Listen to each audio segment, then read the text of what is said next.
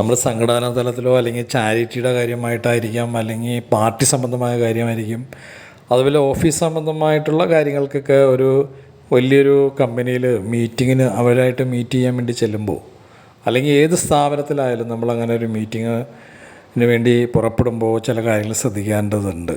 കാരണം വെച്ചിട്ടുണ്ടെങ്കിൽ നമ്മളവിടെ ചെല്ലുമ്പോൾ അവർ പറയും, ആ കമ്പനിയുടെ ഓണറെ പി ആയിരിക്കുമെന്നാണ്, നിങ്ങളൊരു പണി ചെയ്തോളൂ, ഓഫീസിലിരുന്നോളൂ, സാറിപ്പോൾ തന്നെ വരും എന്ന് പറയും. നമ്മളവിടെ വെയിറ്റ് ചെയ്യും. നമ്മൾ അവിടെ വെയിറ്റ് ചെയ്യുമ്പോൾ നമ്മുടെ സംസാരം വളരെ ശ്രദ്ധിക്കണം. നമ്മൾ സംസാരിക്കുന്ന കാര്യങ്ങളെല്ലാം അവിടെ ക്യാമറയിലിരുന്ന് ഇവർ കാണുന്നുണ്ടാവും. അപ്പം നമ്മൾ അവിടെ ഇരുന്ന് സംസാരിക്കുന്ന കാര്യങ്ങളിൽ കൂടി അവർ വിലയിരുത്തും. അപ്പോൾ സംസാരിക്കുന്ന കാര്യങ്ങളൊന്നും പോസിറ്റീവല്ല, നെഗറ്റീവായ കാര്യങ്ങളൊന്നും അവിടെ ഇരുന്ന് പറയരുത്. നമ്മുടെ ഉള്ളിലുള്ള ചില തർക്കങ്ങളായിരിക്കാം, അല്ലെങ്കിൽ ഈ കമ്പനീനെ പറ്റിയായിരിക്കും. ഇപ്പോൾ നമ്മൾ ചിന്തിരിക്കുന്ന കമ്പനിയോ അല്ലെങ്കിൽ ഓഫീസിലോ പറ്റിയുള്ള കാര്യങ്ങളായിരിക്കും നമ്മൾ നെഗറ്റീവായിട്ട് സംസാരിക്കുന്നത്. പക്ഷേ ഇതെല്ലാം അവിടെ ഇരുന്ന് അവർ കാണുന്നുണ്ടാവും. അപ്പം നമ്മൾ ഒരാവശ്യത്തിനായിട്ട് അവിടെ ചെല്ലുമ്പോൾ അവർ നമ്മളാ രീതിയിൽ വിലയിരുത്തിയിട്ടായിരിക്കും നമ്മളോട് സംസാരിക്കാൻ പോകുന്നത്.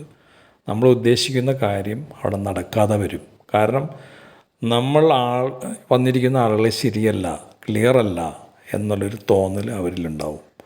അങ്ങനെ നമ്മളെ അവർ റിജക്റ്റ് ചെയ്യും. അപ്പോൾ ഇങ്ങനെയുള്ള സ്ഥലങ്ങളിലൊക്കെ എവിടെ ചെന്നാലും ഇപ്പോൾ ക്യാമറകളുടെ ആധിക്യമാണ്. എവിടെ ക്യാമറ ഫിറ്റ് ചെയ്തതെന്ന് നമുക്കറിയില്ല. അപ്പോൾ എവിടെ ചെന്നാലും നമ്മൾ ശ്രദ്ധിക്കേണ്ട കാര്യമാണ് സംസാരം. നമ്മൾ മീറ്റിങ്ങിനൊക്കെ പോകുമ്പോൾ ഒറ്റയ്ക്കാണെങ്കിൽ നമുക്ക് കുഴപ്പമില്ല.